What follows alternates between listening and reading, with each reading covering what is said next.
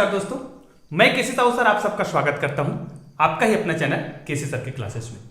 दोस्तों आज हम व्हीटस्टोन सेतु पर चर्चा करेंगे। जी हां, इनसे पहले हमने किरचॉफ के दो नियम पढ़े थे, संधि का नियम और लूप का नियम, और इन दोनों ही नियमों का उपयोग होगा व्हीटस्टोन सेतु में। और दोस्तों यदि आपने वो नियम नहीं देखा है तो आप सभी जानते हैं कि उन नियमों के बिना आप व्हीटस्टोन सेतु के नियम को नहीं समझ सकते। तो आपने यदि वो वीडियो नहीं देखा है तो आप आई बटन में जाके उन वीडियो को जरूर देखिएगा, ताकि आपको ये वाला जो सिद्धांत है ना, व्हीटस्टोन सेतु का जो सिद्धांत है वो बहुत आसानी से समझ आए। तो आइए आज हम देखते हैं प्रिंसिपल ऑफ व्हीटस्टोन ब्रिज, है ना। तो इसके लिए हमें क्या करना पड़ेगा, चार प्रतिरोध को इस प्रकार लिया जाता है कि वे एक चतुर्भुज का निर्माण करते हैं। ठीक है, तो यहां पर हमने एक चित्र तो पहले से बना रखा है, यहां पर मैंने प्रतिरोध भी ले रखा है। अब देखिए इनका हम नामकरण करेंगे। तो यहां पर मान जाए ये कोई प्रतिरोध P है, ये Q है, ये R है और ये S है। तो इस प्रकार देखिए आपने चार प्रतिरोध लिया है, P, Q, R और S, और इसको इस प्रकार हमने संबंधित किया हुआ है कि ये क्या करते हैं, एक चतुर्भुज का निर्माण करते हैं। ठीक है, अब इन चतुर्भुजों के जो दो विकर्ण होंगे, एक विकर्ण कौन होगा, B और D, और एक विकर्ण होगा A और C। तो इन दोनों विकर्णों में कुछ जोड़ा जाता है। तो क्या जोड़ा जाता है, देखो B और D के बीच में जोड़ दिया गया है धारा मापी, जिनसे हम धारा का मापन कर सकते हैं। ठीक है, और इसमें धारा बहेगी, तो चूंकि धारा मापी है तो धारा मापी से बहने वाली धारा को हम क्या कहेंगे, IG कहेंगे। ठीक है, अब देखो एक विकर्ण पर तो हमने क्या जोड़ दिया, B और D पर धारा मापी जोड़ दिया, जिसमें से IG धारा बहेगा, और वो बाद में बहेगा, हम बताएंगे कब बहेगा। और एक विकर्ण है AC, अब इसको इधर से ना खींच करके इसको बाहर से खींच दिया गया है ना, ये सुविधा के लिए है। अब यहां पर एक बैटरी जोड़ दिया गया है। ठीक है, अब बैटरी का धन सिरा इधर रहेगा, माइनस सिरा इधर रहेगा। ठीक है, अब यहां पर एक क्या लगा दिया है, कुंजी K1 लगा दिया गया है, और यहां पर देखिए यहां पर भी कुंजी लगा दिया गया है, इसको हम बोलते हैं K2। ठीक है, अब आप ये भी जानते हैं कि जैसे ही इस प्लग को स्टार्ट किया जाएगा, मतलब कुंजी K1 को स्टार्ट किया जाएगा, तो इसमें से धारा बहेगी। तो धारा किधर से बहती है, धन सिरे से निकलती है ना, परिपथ के बाहर, मतलब बैटरी के अंदर जो है ऋण से धन की ओर चलती है, लेकिन यहां पर देखिए धारा इधर से ऐसे निकलेगी, और जैसे ही इस जगह आता है A पर, तो ये जो धारा है, यहां पर जो धारा है उसको हम क्या बोलेंगे, I बोलेंगे। लेकिन ये जो धारा है इस बिंदु पर आके दो भागों में डिवाइड हो जाता है ना। तो हम ये बोलते हैं कि ये वाला जो धारा इधर जो जा रहा है उसको हम बोलते हैं, यहां पर धारा I1 हो जाएगा, और यहां पर जो धारा बहेगा उसको हम बोल देते हैं I2। ध्यान दीजिएगा, यहां पर जो धारा बह रही है इधर ऐसे, वो I1 है, और इधर जो धारा बह रही है वो इधर, वो क्या है, I2 है। तो यहां पर देखिए धारा दो भागों में डिवाइड हो रहा है, इधर और इधर। तो इसको I1 बोले, इसको I2, तो इसको हम क्या बोल देंगे, इसको I3 बोल देंगे। अब ये धारा यहां पर आया, संधि पर मिला, और धारा इधर भी जाएगा, ऐसे जाएगा।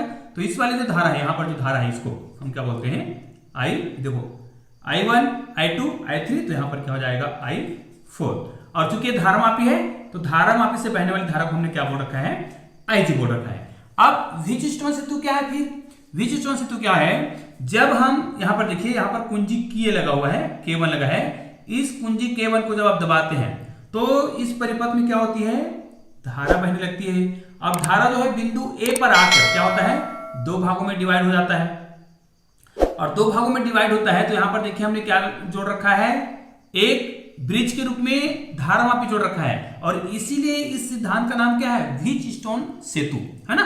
ये भी याद होना चाहिए कि व्हीटस्टोन सेतु का सिद्धांत जो है कब दिया गया था, 1842 में। ठीक है, ये 1842 में दिया गया था। तो व्हीटस्टोन सेतु है क्या, फिर यहां पर यह सेतु का काम करता है, इसलिए इसको व्हीटस्टोन सेतु का सिद्धांत कहते हैं। अब ध्यान दीजिए, यदि यह संतुलन की स्थिति में है तो इस परिपथ में जो आपको चार प्रतिरोध दिख रहा है, उसमें जो दो प्रतिरोधों का जो अनुपात है, तो कोई भी दो परिपथ हो सकता है, जैसे P/Q, ये हो जाएगा P/Q बराबर, मतलब व्हीटस्टोन सेतु का सिद्धांत कहता है कि दिए गए परिपथ में कोई भी दो प्रतिरोधों का जो अनुपात है वो शेष दो अनुपातों के, दो प्रतिरोधों के अनुपात के क्या होता है, बराबर होता है। तो जैसे हमने P और Q तो ले लिया, तो दूसरा जो शेष प्रतिरोध है कौन कौन सा है, R और S। तो ये क्या हो जाएगा, R/S। मतलब यही जो है क्या है, व्हीटस्टोन सेतु का सिद्धांत है, और इस व्यंजक में हमें यही सिद्ध करना है। ठीक है। अब आपको ये पूरा तो लिखना होता है कि माना कि मैंने जितना चीज बोला है वो आपको लिखना पड़ेगा। अब हमें इनको क्या करना है, प्रूफ करना है। तो यहां पर हमें क्या करना पड़ेगा, प्रूफ करना पड़ेगा, सूत्र की उत्पत्ति करना है। तो हमें क्या क्या करना पड़ेगा, है ना। तो सबसे हम पहले क्या लिखेंगे, यहां पर जब K1 पर इनको K1 को दबाया जाता है, मतलब कुंजी K1 को दबाया जाता है तो इसमें धारा प्रवाहित होने लग जाती है ना। अब आपको यह भी ध्यान देना है कि जब धारा प्रवाहित की जाती है तो यहां पर कौन सा धारा बहेगा, यहां पर आप लिख सकते हैं, पूरा लिख लेंगे, माना कि K1 को दबाने पर यह हो जाएगा प्रतिरोध P Q R एवं S से क्रमशः कौन कौन सा धारा बहता है जी, उसी को लिखना है। तो P Q R S से क्रमशः I1, यहां पर I2, I3 एवं I4 धारा बहती है, ठीक है। क्योंकि ये किससे बह रहा है, P Q R S से बह रहा है, लेकिन आपको यह भी बताना है कि धारा मापी, तो यहां पर क्या लिखेंगे, एवं धारा मापी, ये धारा मापी G से कौन सी धारा बहती है जी, धारा मापी G से IG धारा बहती है, ठीक है। अब यहां पर आपको क्या करना पड़ेगा, इसमें आपको किरचॉफ के जो दो नियम आपने पढ़े हैं उन नियमों को आपको क्या करना पड़ेगा, अप्लाई करना पड़ेगा। तो यहां पर देखिए मैंने क्या बताया था, पहला नियम क्या होता है, संधि का नियम। आपने यदि वीडियो नहीं देखा है तो आई बटन में जाकर उस वीडियो को जरूर देखिएगा। तो यहां पर पहले बिंदु इस पर आ जाओ, बिंदु बी पर। बिंदु बी पर आप देखिए तीन धाराएं दिख रही है, देखो इधर से आ रही है, एक इधर जा रही है और एक इधर जा रही है। तो किरचॉफ का प्रथम नियम क्या कहता है, संधि का नियम है, वो क्या कहता है, आने वाली समस्त धाराओं का जो योग है वो जाने वाली समस्त धाराओं के योग के बराबर होता है, ठीक है। तो यहां पर हम क्या करेंगे, ये देखो यहां पर एक धाराएं आ रही है, ये वाला मतलब I1 आ रही है और I2 जा रही है और ये वाला IG, दो धाराएं जा रही है।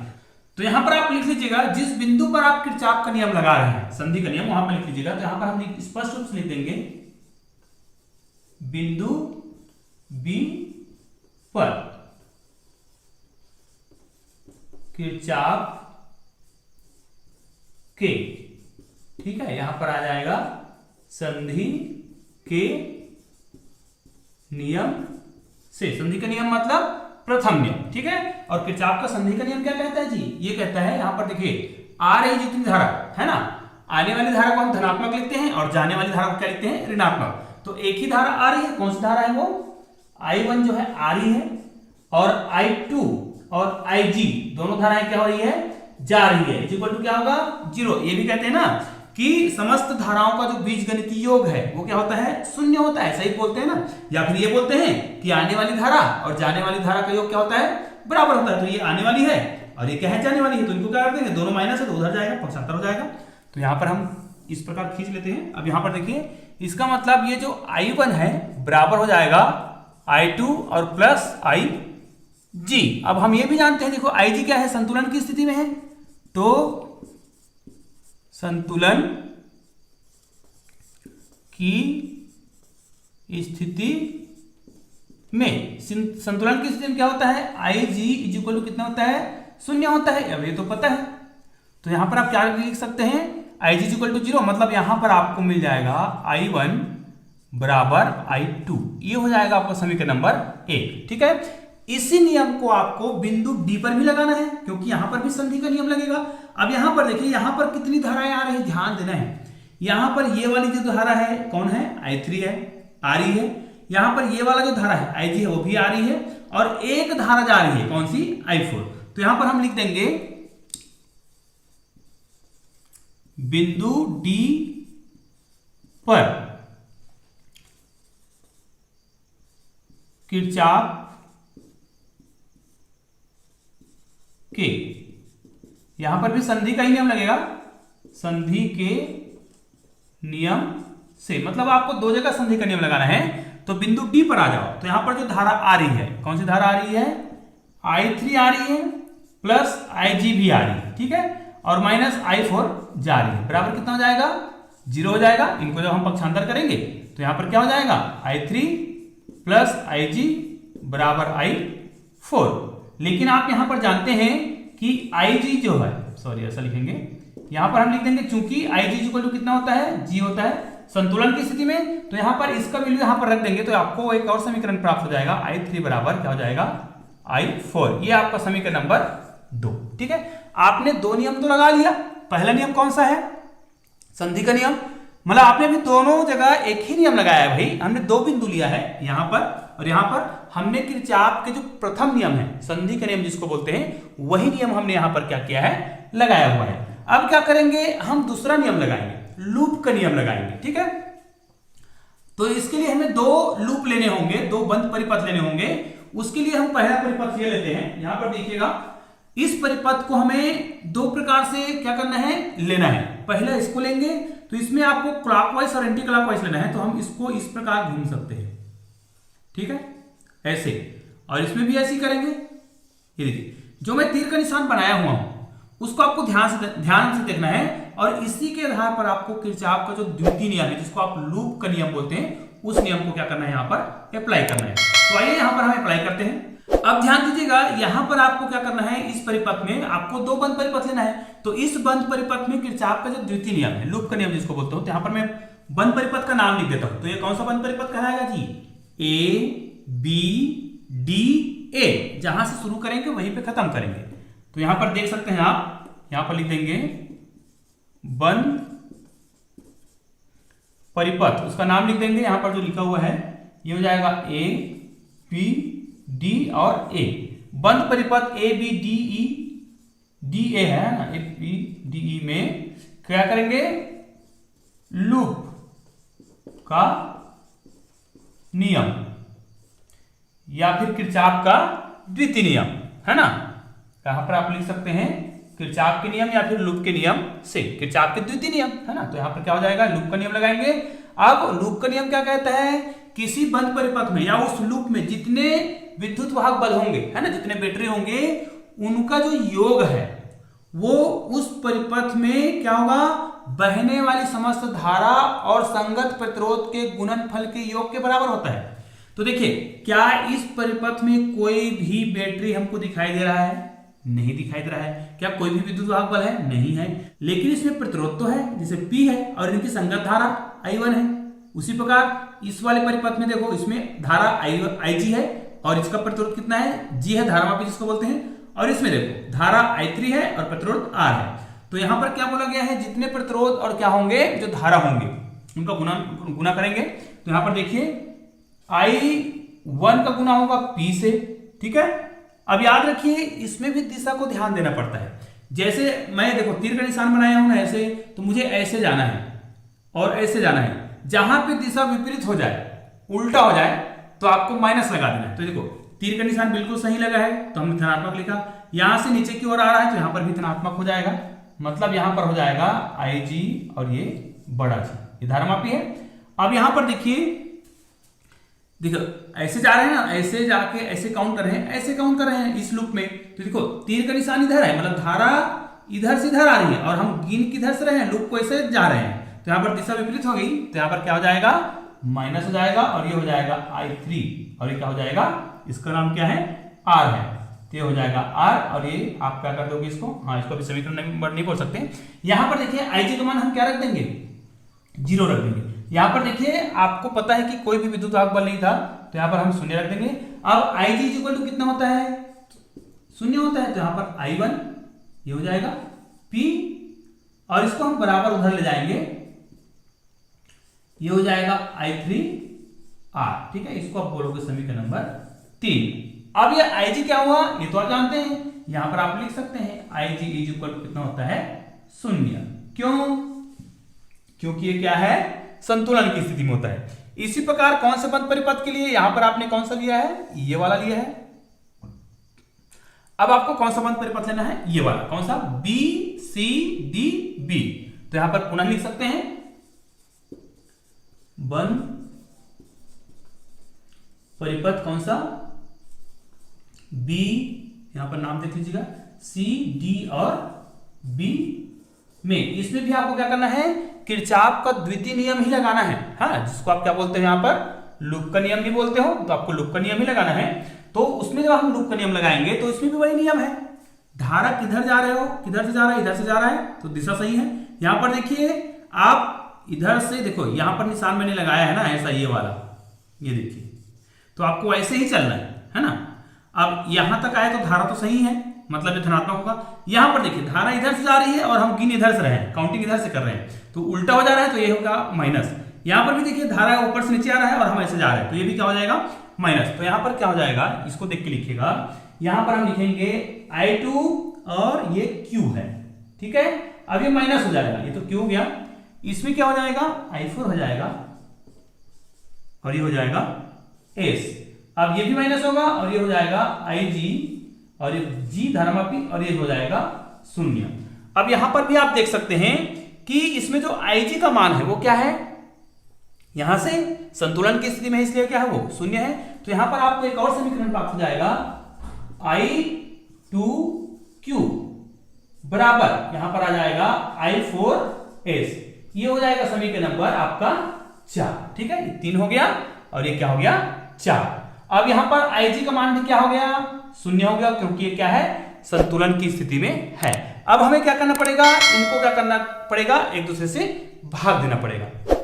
तो आइए यहां पर मैं इनको भाग देता हूं। अब इस चित्र का तो काम नहीं है, तो इस चित्र को हम मिटा देते हैं। दोस्तों आप चाहे तो इसका स्क्रीनशॉट खींच सकते हैं। अब इसको मैं मिटा देता हूं और यहीं पर लिखता हूं, ठीक है। ये देखिए इतना हमें लाना है तो पता है, ये तो बात की बात है। यहां पर देखिए आपको क्या करना पड़ेगा, देखो ऊपर में P लाना है ना, ऊपर में P और R आना चाहिए। तो हमारे समीकरण में देख लो, समीकरण नंबर 3 में है, ये देखो P और R है, तो आपको क्या करना पड़ेगा, समीकरण नंबर 3 को 4 से भाग देना है। तो यहां पर क्या लिखेंगे, यहां पर लिख देते हैं समीकरण नंबर 3 को, है ना, ये हो जाएगा 4 से क्या करना है, भाग देने पर।